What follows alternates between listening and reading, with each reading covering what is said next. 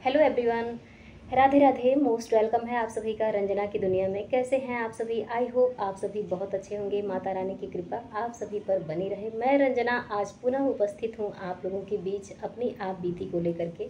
तो प्लीज़ आप सभी से रिक्वेस्ट है मेरे प्यारे भाइयों बहनों, आप लोग वीडियो को स्किप मत कीजिएगा, वीडियो में कंटिन्यू बने रहिएगा, लास्ट तक वीडियो मेरी बातों को ज़रूर सुनिएगा। मेरे परम प्रिय साथियों, आप सभी से करबद्ध निवेदन है। चलिए वीडियो की शुरुआत करते हैं। तो फ्रेंड्स, कल तक आप लोगों ने सुना कि मेरे साथ क्या हुआ। मैं प्रेग्नेंट हो गई। इसके बाद जब देखिए सब लोग एकदम आश्चर्यचकित हो गए थे। परिवार में मेरी सास को खुशी थी, क्योंकि वो बोलती रहती थी, हमेशा अक्सर बोलती रहती थी कि पता नहीं मैं नाती का मुंह देखूंगी कि नहीं देखूंगी। तो उनको तो कहीं ना कहीं खुशी, ये बात सुन कर के खुशी हुई थी, क्योंकि जो मेरी सास की सास थी ना, वो बिना नाती को देखे ही एक्सपायर हो गई थी।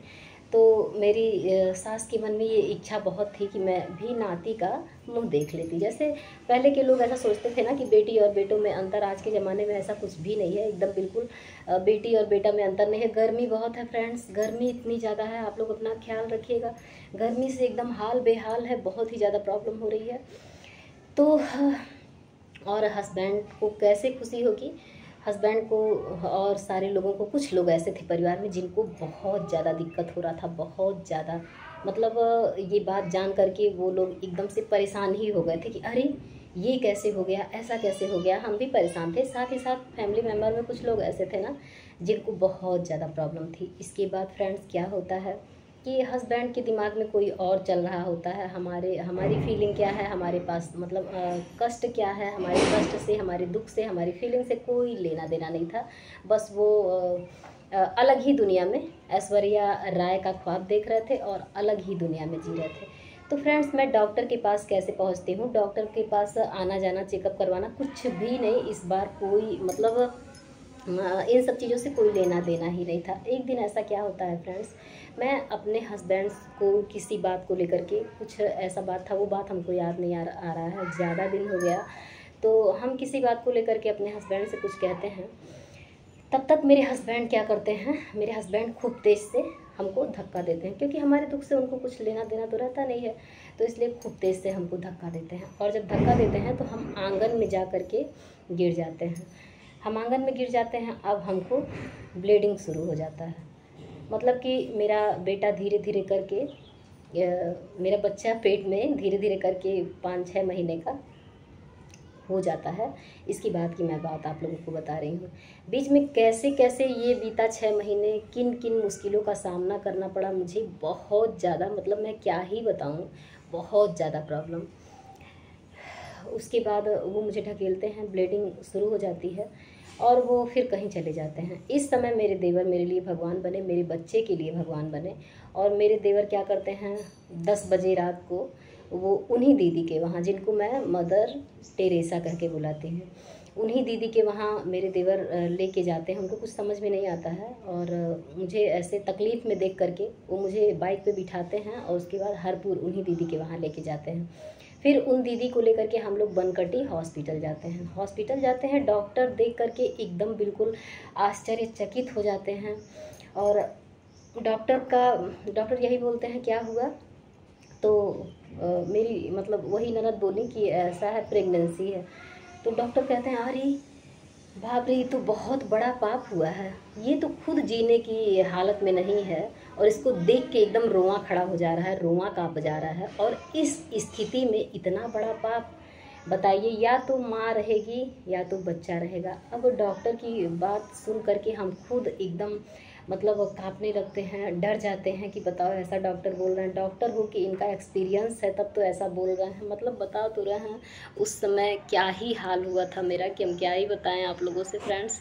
एकदम अजीब सा डर हमको लगने लगा। फिर वो डॉक्टर बोले चलो जो होना था वो तो हो ही गया, अब कर ही क्या सकते हैं। लेकिन हमको उस समय बहुत ज़्यादा वीकनेस लगता है, बहुत ही ज़्यादा। क्योंकि देखिए उस समय स्थिति जो थी, हमसे किसी को प्रेम नहीं था। जब पति को नहीं था तो परिवार में और किसको रहेगा। पहले ही हम बता चुके हैं कि पति अगर इज्जत करता है तो परिवार के सब लोग इज्जत करते हैं। पति नहीं इज्जत करता है, नहीं सम्मान देता है, तो सब लोग पैर के धूल समझते हैं। तो फ्रेंड्स, डॉक्टर बोलते हैं कि ऐसा है, हम आपको कुछ दवाइयाँ दे रहे हैं जिसको दूध के साथ लेना है। और ये जो उसका जो प्रॉब्लम हमको था, जिस वजह से हम गए थे, वो भी उसके लिए भी कुछ दवाई दिए। और उसके बाद फिर हम क्या करते हैं, घर आते हैं। तो दूध क्या था कि दूध मिल पाना हमारे लिए, हम ससुराल क्यों जाते हैं आज तक। देखिए, अगर कोई एक इंसान हमको नहीं समझ रहा है, और ससुराल में सब लोग मेरे साथ, मेरे परिवार के जितने भी लोग हैं, मतलब परिवार क्या, मेरे ससुर अकेले थे और मेरे ससुर के कोई भाई नहीं थे, लेकिन बस वो लोग पटीदारी जिसको बोला जाता है, आप लोग बहुत लोग जानते होंगे इन सब बारे में, तो पटीदारी के ही लोग हैं, सगे नहीं हैं लेकिन सगों से बढ़ के हैं। इतनी ज़्यादा एकता है कि हम आप लोगों को क्या ही बताएं। फिर हम घर पे आते हैं तो क्या पता चलता है कि दूध की व्यवस्था नहीं हो पाएगी। फिर मेरी जेठानी, बड़ी जेठानी को आप लोग जानते हैं, मेरी बड़ी जेठानी उस समय देवर हॉस्पिटल लेके जाते हैं। उनकी बहुत बड़ी कृपा, वो दूधो नहाए पूतो फले। मैं भगवान से यही कहती हूँ कि अगर वो उस समय नहीं मेरा हेल्प किए होते तो शायद मेरा बच्चा। फिर उसके बाद मेरी जेठानी का श्रेय जाता है।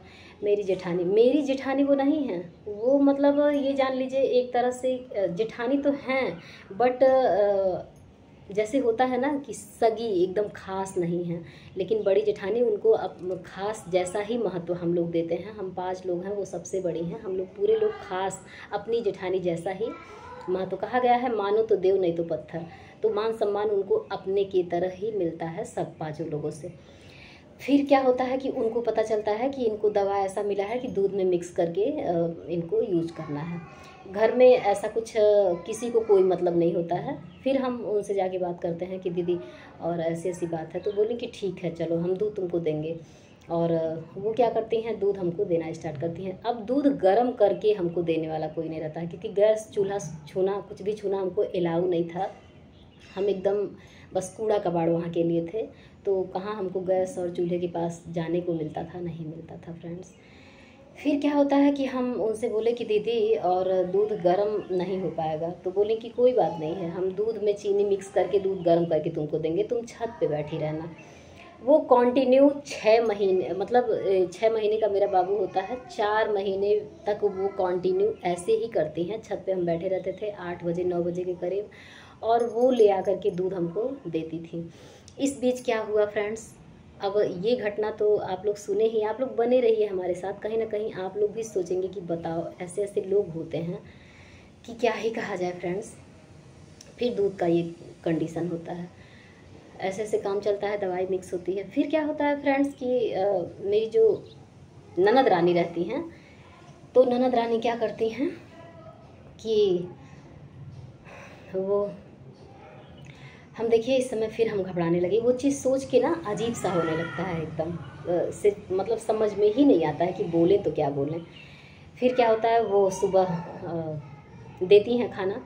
एक बार जैसे उनको 1 रोटी दें या 4 रोटी दें, जो भी दें, वो सुबह खाना हमको 10 बजे खाना देती हैं। खाना जब बना लेती थी तो बोलती थी हैया खाना बा, तो हम अपनी थाली लेके जाते थे और उसमें वो खाना डाल देती थी।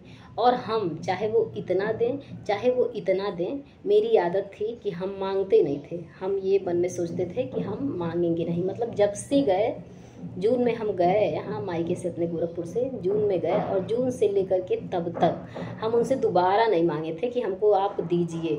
वो बुलाती थी, हम अपना थाली लेके जाते थे, उसमें वो डालती थी, हम अपना थाली लेके अपने रूम में चले जाते थे। चाहे वो बोल दिए कि इतना दें और चाहे इतना दें, उसी में हम बस। उसके बाद क्या होता है फ्रेंड्स कि ऐसे ही करती थी, हम मांगते नहीं थे। और पूरे घर में ताला, पूरा एकदम बस वही कि किसी तरह ये, उन लोग का यही था कि ये किसी तरह मर जाएं। फिर क्या होता है कि अब हमारे मन में ये आने लगता है, मेरा बच्चा मेरे पेट में था और मुझे ऐसा लग रहा था कि ऐसे भूख को अपने काबू में करना, अपने लिए तो काबू में कर रहे थे, चलो कोई बात नहीं, अपनी भूख को हम दबाते थे किसी तरह। सुबह 10 बजे के चाहे इतना चाहे उतना खाए और फिर हम रात को 9 बजे 10 बजे खाना खाते थे। इस बीच प्रेगनेंसी के समय इस बीच ये हाल था कि बाहरी कुछ भी नहीं। अब हम अपनी जेठानी वाला आप लोगों को बता दिए। फिर मेरी पटीदारी की सास क्या करती हैं उनका भी हम बता रहे हैं आप लोगों को। वो क्या करती हैं, ऐसे घर के पीछे पीछे किनारे किनारे घूमती रहती थी, और जब देखती थी कि इधर उधर कोई है नहीं तो खिड़की से हमको बुलाती थी। तो खिड़की से जब हम जाते थे, अब नाम नहीं लेंगे क्योंकि लोगों को ऐसा लगेगा, लोग ये सब बात नहीं जानते हैं, लेकिन हम जानते हैं ना, हमारे साथ जो किया है वो हमको सब याद है, सब मेरे दिमाग में चलता रहता है। तो वो मेरी सास बुलाती थी हमको और हम खिड़की के पास जाते थे, तो कभी सेब, कभी केला, कभी कुछ वो ले आ करके और हमको धीरे से मेरे ब्लाउज़ में डालती थी, कभी हमको धीरे से आंचल के नीचे, ऐसे आंचल रहता था तो आंचल के नीचे छुपा के और बोलती थी हाला ले जा खा लिया। तो वो ये करती थी। हम ससुराल में हमको सब लोग मानते हैं और हम भी सबका सब बहुत ज़्यादा सम्मान करते हैं, क्योंकि नेकी कभी भुलाई नहीं जा सकती है। जो मेरे लिए जो किया है उसको हम कभी नहीं भूल सकते हैं फ्रेंड्स। उसके बाद उनका हम बताते हैं। फिर मेरे खास रिश्तों का जो होता है वो हम आप लोगों को बताते हैं कि ऐसे ऐसे मेरे साथ हो रहा था। फिर हमारे मन में आज हम इतनी मजबूती के साथ आज हम रो नहीं रहे हैं, क्योंकि बहुत कल की वीडियो पे बहुत सारी बहनों का आया कि हम लोग आपके साथ हैं। रंजना दीदी प्लीज़ आप रोया मत कीजिए, आप रोती हैं तो बहुत दुख होता है, बहुत कष्ट होता है। तो इसलिए हम आज सोच रहे हैं मतलब मजबूती के साथ आए हुए हैं कि हम रोएंगे नहीं आज, चाहे जो हो। उसके बाद क्या होता है फ्रेंड्स, हम कहीं ना कहीं जब ये ऐसा करती थी, मतलब मेरी ननद रानी ऐसा जब करती थी, तो हमको कहीं ना कहीं मन में बहुत ज़्यादा इसके पहले तो हिम्मत नहीं होती थी कि उनसे हम लड़ पाएँ, उनसे हम ज़बान चला पाएँ उनसे, क्योंकि मेरा जो था ना वो समय बड़ा कमज़ोर था, बहुत ही ज़्यादा कमज़ोर था। और जब समय कमज़ोर होता है तो गदहों के दादा कहे पराला, तो वह हाल रहा। अंधों में कनवा राजा बनी हुई थी उस समय, क्योंकि हम जल गए थे। माइनस पॉइंट तो मेरा यही था कि हम जल करके खाक हो चुके थे, और उनको उस समय बहुत ज़्यादा, मतलब क्या ही कहें फ्रेंड्स। उसकी बाद यही होता था कि 10 बजे, 9 बजे, 9:30 बजे, 10 बजे, 11 बजे, जब भी जो भी टाइम खाना बन गया, उसका कोई टाइम नहीं रहता है, तो वो खाना दे करके हमको ताला बंद करके चली जाती हैं। और फिर 3 बजे के करीब वो आती थी, खाना निकाल के खाती थी, मम्मी को देती थी, जो भी रहता था नाश्ता पानी चाय करते थे सब लोग। फिर जब मेरा बच्चा 6 महीने 7 महीने का होने लगा, तो हम कहे भाई देखो ऐसे तो नहीं काम चलेगा, अब अपने हक के लिए अगर हमको बेशरम बनना पड़ेगा तो हम बेशरम भी बनेंगे। आप लोगों से कल के वीडियो में ही बोले कि पेट बड़ा पापी होता है, तो अपने लिए यहाँ पे नहीं अब हमको लड़ाई लड़नी थी, अब हमको अपने बच्चे के लिए लड़ाई लड़नी थी। क्योंकि डॉक्टर बोले थे कि खान पान का तुमको बेटा विशेष ध्यान देना है, और खान पान पे लापरवाही मत करना, क्योंकि तुम्हारा शरीर ऐसा है, इस समय तुम इतनी ज़्यादा कमज़ोर हो, एक तो तुम्हारा जला हुआ शरीर है और खान पान पे लापरवाही करोगी तो बस पहले ही बता दिए डॉक्टर कि माँ और बच्चे में से कोई एक बचेगा।